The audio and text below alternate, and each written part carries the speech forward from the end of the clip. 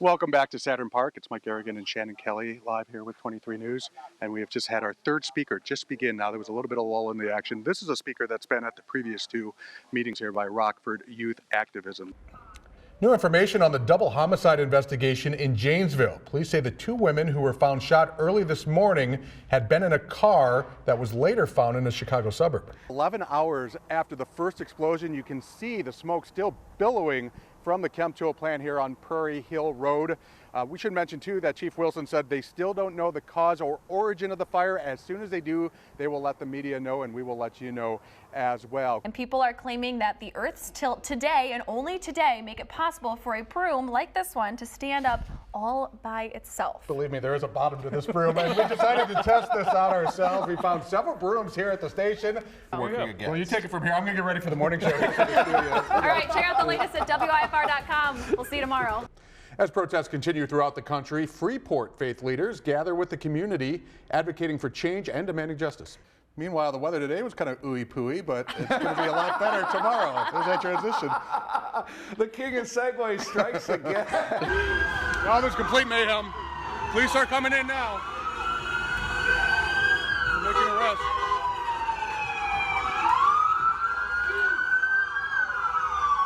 Again, they pushed back a squad car and started throwing stuff, and now police have responded. Police did not get out of the car until one of the unmarked squad cars got bombarded with about, I would say, about 15 cups of water or pop. And so now the police have come out. Again, this is a live scene developing here a little after 8:30 in the p.m. in Rockford, Illinois on June 2nd. And for the last 3 years, I've had the absolute honor of sitting here at the anchor desk alongside one of the best anchors in the game. But I would definitely be remiss if I didn't take this time to publicly thank my co-anchor, Mike. You've challenged me, encouraged me, and helped me along the way and excel in this career, along with all of my awesome co-workers.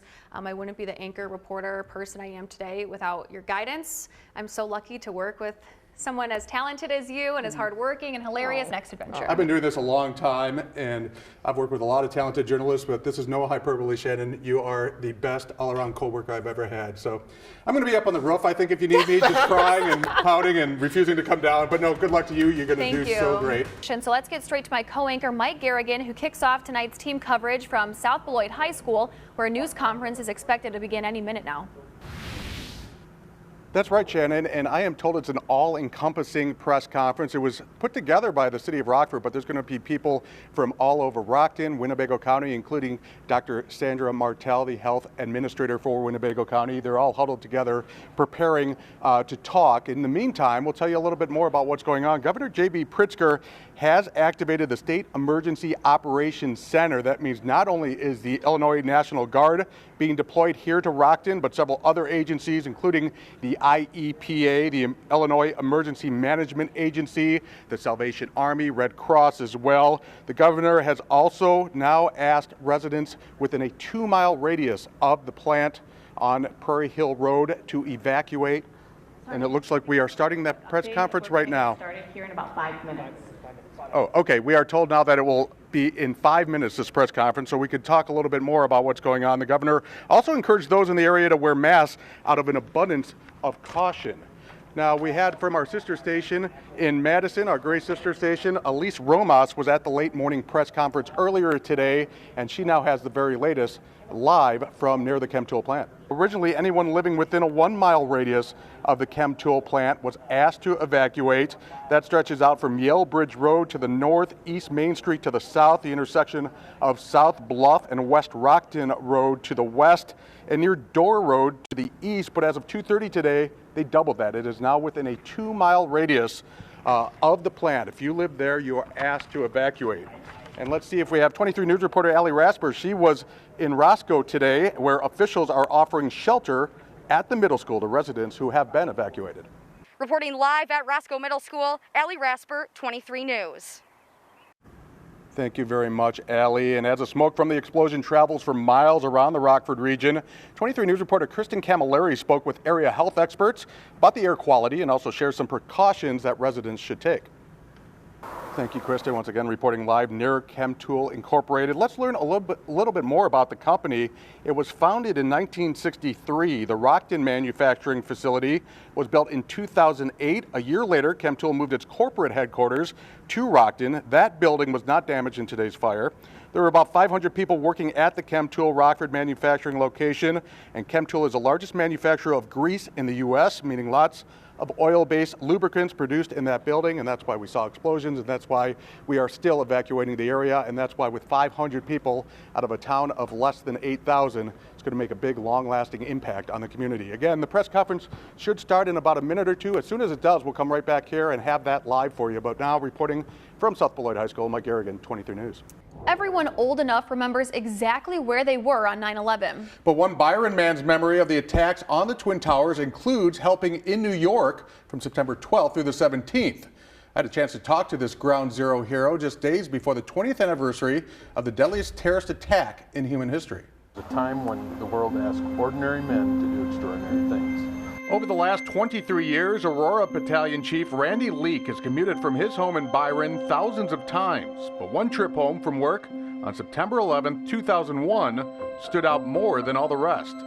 During mid-trip from Aurora to Byron, I heard on the radio that one of the towers had been hit. The two towers, a huge explosion now raining debris on all of us. We better get out of the way! Leake says initially there was shock. I was in disbelief that there could be that kind of evil in people that would go that far. But the focus quickly turned to how he can help.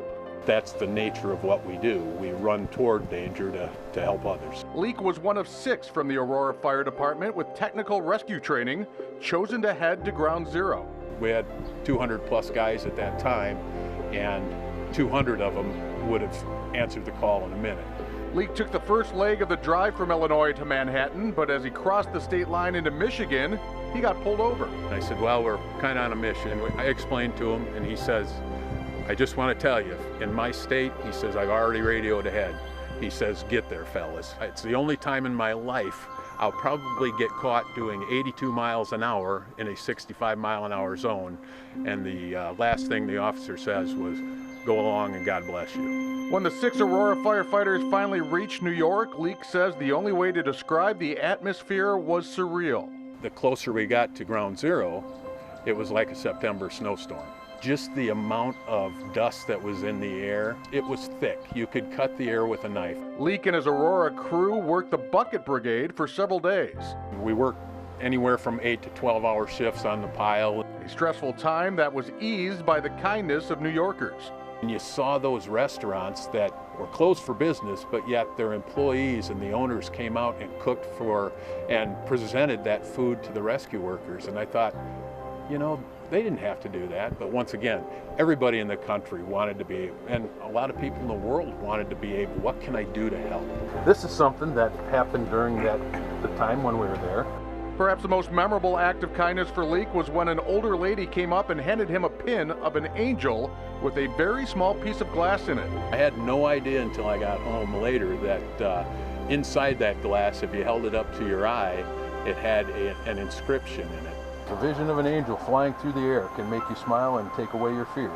So keep your eyes open and your heart too, for you never know when angels will be passing through. And I never saw her again on the street. It was just like she was there and she was gone. So yeah, so it was just like you never know when you're entertaining angels unaware. Leake wants to make sure the newer fire recruits are aware, many of them too young to remember much about 9/11. The most important message, be prepared for anything. There's a certain amount of pride that goes with this, and in the fire service, you're going to be called to do extraordinary things in extraordinary times. As far as the humility in the fire service, it's like, no, that's our job. I don't know if it's an abnormal psych, but it's just something that we do. I can't imagine doing anything else. And Leake said he wasn't sure if he wanted to share this story, but I'm so glad he did because it's such a story to tell. In part 1 of my 23 I-Team report, Bringing Secrets into Light, I look into these claims of abuse and cover-up at North Love, which continue even after last week's resignation of the church's pastor who led the congregation for nearly 5 decades. So the end goal is to uproot the culture of abuse, which we see as almost institutional to this place. Nate Ploutz attended North Love Baptist Church every Sunday growing up and even went to school there from kindergarten through 12th grade. Here you have on the upper level the sanctuary, and on the lower level the elementary and kindergarten. But these days, Ploutz is speaking against North Love as one of the co-founders of a private survivors support group. We have about 80 people in this group of former North Love Christian School and North Love Baptist Church, some from the Reformers Unanimous program as well, but people who were either abused, they have a family member who was abused, or frankly, they just want to support abuse survivors. And Ploutz says there's a large number of survivors to support. We've talked to 21 females who have said that they were sexually abused at North Love or one of the related ministries. There's no vindictiveness in what we're doing. There is heartache. Much heartache. Kyra DeBerry attended North Love for the first 26 years of her life, graduating from both high school and Bible college there. I would love to be able to return to North Love someday and have it be a church that I would feel safe at and safe bringing children to. I don't let my children go there. DeBerry said the sole reason she co-founded the private group with Ploutz is to help the survivors. 3 of my friends told me that they had abuse that was covered up at North Love. And we sat at home later and were like, how do we know this information and not do anything about it? Group leaders say all of the alleged abuses have taken place under the watch of Reformers Unanimous co-founder Paul Kingsbury. You see, sometimes God steps in and kills people. I said sometimes God steps in and kills people. You know, killing people is messy, I would guess. But I'm okay with leaving vengeance to my Heavenly Father, aren't you? Kingsbury was a pastor at North Love Church from 1982 until last week. The deacons have unanimously accepted Pastor Kingsbury's resignation effective 8/19/21. Ron Hayes took over as interim pastor. I want to say this, Pastor did nothing to disqualify him as pastor, all right? Nothing. When asked to be interviewed, Kingsbury responded, "I've enjoyed and appreciated you and the other fine personnel at WIFR for many years. Circumstances prevent me from granting interviews at this time." Nothing that goes on in the ministry or has gone on in all these years has ever been just put under a proverbial rug. If you lift the rug, it's clean under there. I firmly believe that nothing can be hidden forever, that eventually the truth comes out. But obviously, we moved very quickly to ensure that nothing could be hid under the rug. Ploutz believes the story doesn't end with Pastor Kingsbury's resignation and expects more allegations will come to light. There's been several that want to. The thing is that they're immensely scared, and it's because of how Kingsbury has groomed the church. One alleged victim, whose name we are withholding, but who we will call Sarah, was also scared to share her alleged abuse at the hands of a prominent member of North Love Bible Church, John Neese, when she was 15 and Neese was in his 50s. I would see him every Sunday morning. Wednesday night, he would give out bulletins. He was obviously an usher, a deacon, but when you interacted with him, he would pass out the bulletins to you. And through an incident, I can say that he offered me a job. 17 years later, Sarah drew up the courage to take action, filing a civil lawsuit in May against Neese and North Love. Then earlier this month, she filed a police report. I knew I couldn't be the wife that I was supposed to be, a mom to my children, because I've always taught them to stand up for what's right. And I knew it was something that I was carrying all my life. I knew I had to take a stand because I knew I wasn't the only victim trying to get help from Kingsbury. I have that same profound and deep commitment to the body of Christ, to the bride of Christ. And that's why in many ways these days of extreme, for me anyway, extreme and unjust criticism have been so painful. The pain Ploutz says he felt that motivated him to speak out was frankly a sense of guilt. I saw a sexual predator grooming a girl in my class when I was 10 years old. At the time, I didn't know what it was, but now I know what it was. Sniffing the girl's hair, buying her jewelry,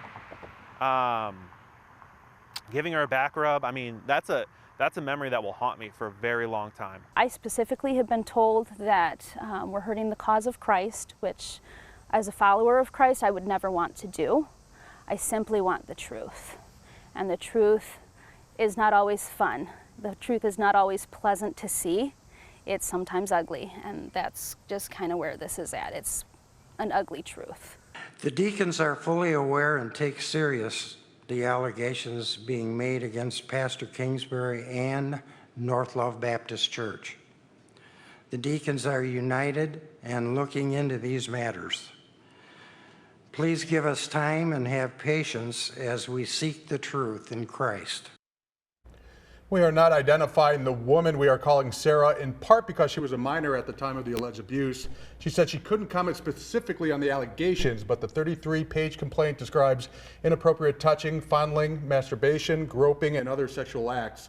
I did talk to John Neese to ask for comment, and he declined. And there is so much more to this story, including a petition with 600 signatures. That's right, Shannon. The petition is in regards to one of the more glaring alleged stories of abuse and cover-up surrounding Richard Duvall, who's currently a North Love missionary in Bolivia. That plus shocking cover-up allegations against North Love and reformers unanimous by a Georgia pastor. That's tomorrow at 10. That's the latest in what I detailed last night as widespread alleged sexual abuse and cover-up at North Love and its ministries. In part 2 of Bringing Secrets into the Light, we focus on one alleged abuse by a missionary in South America and another alleged abuse right at the top of Reformers Unanimous. We've talked to 21 females who have said that they were sexually abused at North Love or one of the related ministries. Nate Plouts co-founded a private North Love survivor support group. He says at least one of those sexual abuse allegations implicates a man who co-founded Reformers Unanimous. Steve had a dynamic presence, a personality that was just off the charts. Steve Currington is a former addict who started Reformers Unanimous with now former North Love Baptist pastor Paul Kingsbury. The Rockford-based addiction recovery organization has branched out to more than 1,100 chapters throughout the country. So Reformers Unanimous is a tool designed to lure the addict into the local church on a Friday night. The alleged accuser of Currington also claims Kingsbury knew about the abuse accusations at the time of Currington's death in 2010, which we covered at 23 WIFR. He loved people, he loved God unselfishly, without prejudice, without selfishness. We were involved with the Reformers Unanimous for 11 years. Rodney Queen is a pastor of Central Fellowship Baptist Church in Macon, Georgia. And there was sin that was from the top with Brother Steve. Queen posted this video to his Facebook page last Wednesday, shortly after a post by then RU International Director Ben Burks, announcing his resignation due to, quote, recently becoming aware that immorality or sin had been unscripturally covered in the ministry we served. It is an admission of the things that I had approached Ben Burke about 6 years ago. Pastor Queen told me Tuesday that he sent several men and women to the Reformers Unanimous long-term program in Rockford prior to 2015. They relayed back to me that there were shenanigans going on up there, and it was corroborated by several, not just one, but several, and one of them being even a family member of mine. It was common knowledge by many up there. Queen says he had a conversation with Burks in 2015 about the rumors of sexual immorality reported to his students. I asked Ben Burks, was there anything to what I'm hearing? He said, no, there's nothing going on. In fact, I've heard of no rumors, nothing. He just flat out denied it. Queen says there was something from that more than 30-minute phone call that he believed seemed strange. He never once asked me, well, who are you talking about? Who are the accused? What exactly is being said? It was just denial, but of course, he knew, but he lied to me about it. Nothing that goes on in the ministry or has gone on in all these years has ever been just put under a proverbial rug. He misled his people in what he said. there was plenty of stuff under the rug. And when that stuff is just confronted to your face, what do? You hang your head in shame and admit it. Finally, a lot of people are realizing that this isn't an isolated incident. This is, in fact, a pattern. We believe it to be a pattern of abuse and also a pattern of cover-ups. And Plout says this pattern of abuse and cover-ups reaches far and wide, even as far as Bolivia. I think we're close to 600 signatures at this point on the petition. And what we're requesting is that North Love Baptist Church immediately recall admitted sexual predator Richard Duvall. North Love has sponsored Duvall as a missionary to Bolivia, teaming with Baptist Pioneer Mission. Duvall's been there for more than 10 years, despite admitting to sexually assaulting a woman when in college at Bob Jones University in Greenville, South Carolina. I talked to that woman, who for the purposes of this story, we'll call Julia. After he assaulted me, he stalked me for the next several days. Julia said after confessing, Bob Jones University kicked Duvall out of school, but they brought him back a year later. They called me at work and said that he was going back to school to finish his degree so that he could serve God. So I asked how would I be protected, and they said he wouldn't be allowed off campus at all the rest of his schooling. But then only like a week or so later, he applied to work with me again. Kingsbury told me he could not at this time grant my request for an interview, but earlier this month he made a statement to WNIJ Public Radio saying Richard was held accountable for his sins that are being brought up, and a confession and seeking of forgiveness was accomplished, and punishment was meted out to the satisfaction of those in the spiritual realm. I am not aware of any pending legal issues. But Julia says she filed a police report in May of 2012 when police in Greenville, South Carolina, attempted to bring Duvall in for questioning. He fled to Bolivia at the recommendation of Pastor Kingsbury. I did not talk directly to Kingsbury. My pastor did. The police said to me that they had contacted Kingsbury. The next thing was that he had just returned to Bolivia.